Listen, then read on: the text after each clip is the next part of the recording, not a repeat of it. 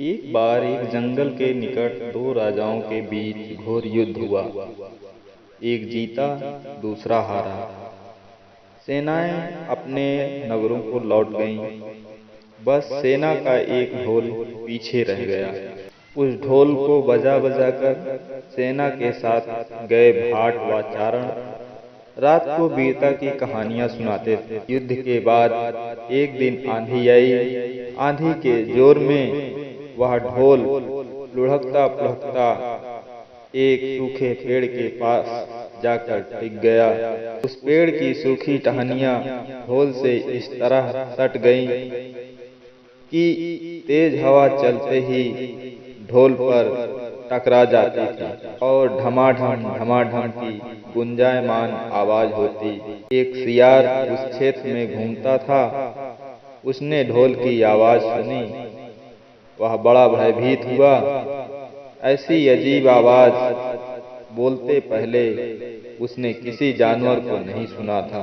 वह सोचने लगा कि यह कैसा जानवर है जो ऐसी जोरदार बोली बोलता है। ढमाढम यार छिपकर ढोल को देखता रहा, यह जानने के लिए कि यह जीव उड़ने वाला है या चार टांगों पर दौड़ने वाला।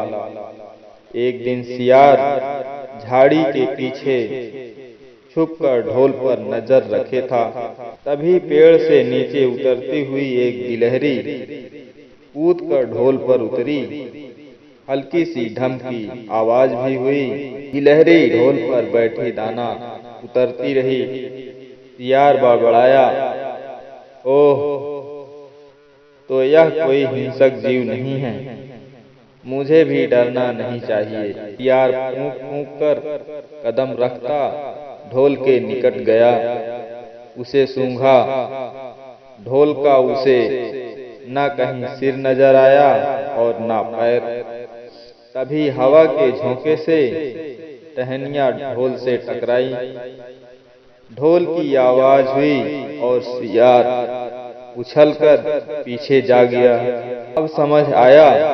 सियार उठने की कोशिश करता हुआ बोला, यह तो बाहर का खोल है, जीव इस खोल के अंदर है। आवाज बता रही है कि कोई जीव इस खोल के भीतर रहता है। वह मोटा ताजा होना चाहिए, चर्बी से भरा शरीर, तभी ये ढमढम की जोरदार बोली बोलता है। अपनी मान में घुसते ही सियार बोला, ओ सियारी, दावत खाने के लिए तैयार हो जा। एक मोटे ताजे शिकार का पता लगाकर आया हूँ। सियारी पूछने लगी, तुम उसे मार कर क्यों नहीं लाए? सियार ने उसे झिड़की दी, क्योंकि मैं तेरी तरह मूर्ख नहीं हूँ। वह एक खोल के भीतर छिपा बैठा है। खोल ऐसा है कि उसमें दो तरफ सूखी चमड़ी के दरवाजे हैं। मैं एक तरफ से हाथ डाल उसे पकड़ने की कोशिश करता तो वह दूसरे दरवाजे से न भाग जाता। निकलने पर दोनों ढोल की ओर गए। जब वे निकट पहुंच ही रहे थे कि फिर हवा से टहनियां ढोल पर टकराई और ढमढम की आवाज निकली। सियार सियारी के कान में बोला, सुनी उसकी आवाज? जरा सोच, जिसकी आवाज ऐसी गहरी है वह खुद कितना मोटा ताजा होगा। दोनों ढोल को सीधा कर उसके दोनों ओर बैठे और लगे दांतों से ढोल के दोनों चमड़ी वाले भाग के किनारे फाड़ने। जैसे ही चमड़ियां कटने लगी, सियार बोला, होशियार रहना, एक साथ हाथ अंदर डाल शिकार को दबोचना है। दोनों ने की आवाज के साथ हाथ ढोल के भीतर डाले और अंदर टटोलने लगे। अंदर कुछ नहीं था। एक दूसरे के हाथ ही पकड़ में आए। दोनों चिल्लाए, हैं? यह तो कुछ नहीं है।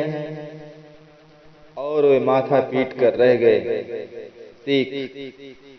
बड़ी बड़ी सेखी मारने वाले लोग भी ढोल की तरह ही अंदर से खोखले होते हैं। यह कहानी सुनने के बाद पिंगलक ने कहा, भाई मैं क्या करूं, जब मेरा पूरा परिवार और सभी साथी भयभीत होकर भागने पर तुले हैं, तो मैं अकेला ही कैसे धैर्य से रह सकता हूं। दमनक ने कहा, इसमें आपके सेवकों का क्या दोष है? जैसा मालिक करेगा वैसा ही सेवक करेंगे। तो भी आप तब तक यहाँ ठहरिए जब तक मैं उस आवाज के विषय में ठीक ठीक पता ना लगा लूं। पिंगलक ने आश्चर्य से पूछा, क्या तुम वास्तव में वहां जाने की सोच रहे हो? दमनक ने जवाब दिया, स्वामी की आज्ञा से तो योग्य सेवक कोई भी काम कर सकता है, चाहे उसे सांप के मुंह में हाथ डालना पड़े या समुद्र ही पार करना पड़े। राजाओं को चाहिए कि ऐसे ही सेवक को सदा अपने निकट रखें। पिंगलक ने कहा, अगर ऐसी बात है तो जाओ, भद्र तुम्हारा मार्ग मंगलमय हो। दमनक उसको प्रणाम करके आवाज की दिशा में चल पड़ा। पिंगलक को पछतावा होने लगा कि मैंने बेकार ही दमनक की बातों में आकर उसे अपने मन का भेद बता दिया। उसका क्या विश्वास, पहले मंत्री पद का छिन जाने के कारण वह खिन्न तो है ही, बदला लेने के लिए यह भी हो सकता है कि दमनक लालच में आकर शत्रु से मिल जाए और बाद में घात लगाकर मुझको ही मरवा दे। खैर, अब तो एक ही रास्ता है कि कहीं दूसरे जगह छिपकर दमनक के आने की राह देखी जाए। उधर दमनक खोजते खोजते संजीवक के पास पहुंचा तो उसकी खुशी का ठिकाना ना रहा। जिसके डर से सिंह की जान निकल रही थी, वह तो यह मामूली सा बैल है। दमनक इस स्थिति से लाभ उठाने की सोचने लगा। अब तो इस बैल से संधि या विग्रह कुछ भी करके पिंगलक को सहज ही अपने बस में किया जा सकता है। यही सोचता सोचता वह लौटकर पिंगलक के पास पहुंचा। पिंगलक उसे आते देख संभल कर बैठ गया। दमनक ने पिंगलक को प्रणाम किया। पिंगलक ने पूछा, तुमने उस भयंकर प्राणी को देखा क्या? दमनक ने कहा, आपकी कृपा से मैं उसे देख आया हूँ। पिंगलक को आश्चर्य हुआ। सच? पिंगलक ने अपनी झेप मिटाने के लिए कहा, तो फिर उस बलवान जंतु ने तुम्हें छोड़ कैसे दिया? शायद उसने इसीलिए तुमको छोड़ दिया होगा कि बलशाली लोग अपने समान बल वाले से ही बैर या मित्रता करते हैं। कहाँ वह महाबली और कहाँ तुम जैसा कुछ विनम्र प्राणी। दमनक ने मन का क्षोभ छिपाकर कहा, ऐसा ही सही, वह सचमुच महान है, बलशाली है और मैं एकदम क्षुद्र दीन प्राणी हूँ। तो भी यदि आप कहें तो मैं उसे भी लाकर आपकी सेवा में लगा दूं। पिंगलक ने चकित होकर कहा, सच कहते हो, ऐसा संभव है? दमनक बोला, बुद्धि के लिए कुछ भी असंभव नहीं है। तब पिंगलक ने कहा, अगर ऐसी बात है तो मैं आज से ही तुमको अपना मंत्री नियुक्त करता हूँ। तुम्हें प्रजा पर दया और दंड का अधिकार देता हूँ। पद और अधिकार पाकर प्रसन्न दमनक बड़ी शान से चलता हुआ संजीवक के पास पहुंचा और गुर्रा कर बोला, ओरे दुष्ट बैल, इधर आ, मेरे स्वामी पिंगलक तुझे बुला रहे हैं।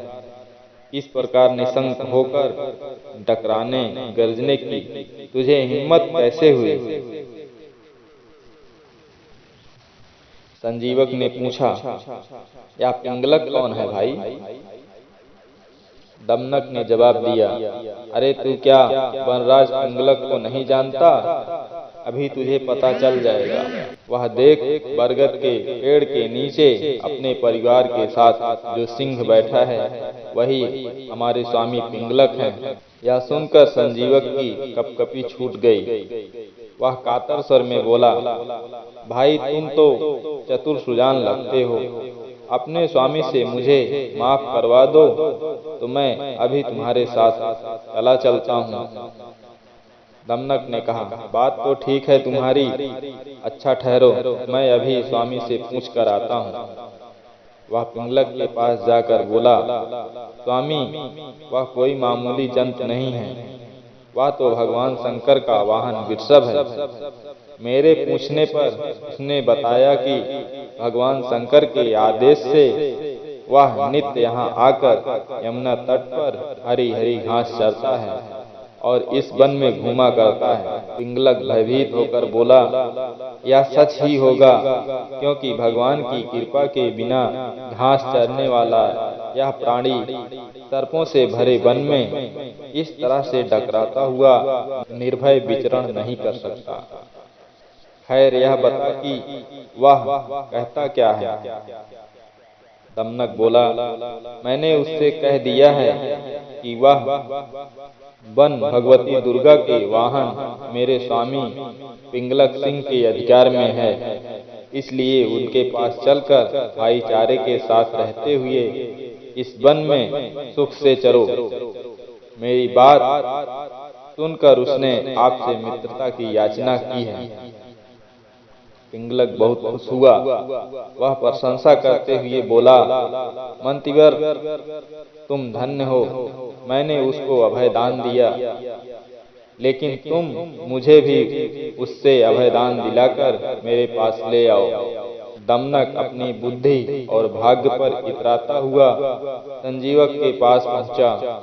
बोला, मित्र मेरे स्वामी ने तुमको अभयदान दे दिया है, अब तुम निडर होकर मेरे साथ चलो, किंतु याद रहे कि राजा का साथ और कृपा पाने के बाद भी तुम हमसे उचित व्यवहार ही करना, कहीं घमंड में आकर मनमाना आचरण न कर बैठना।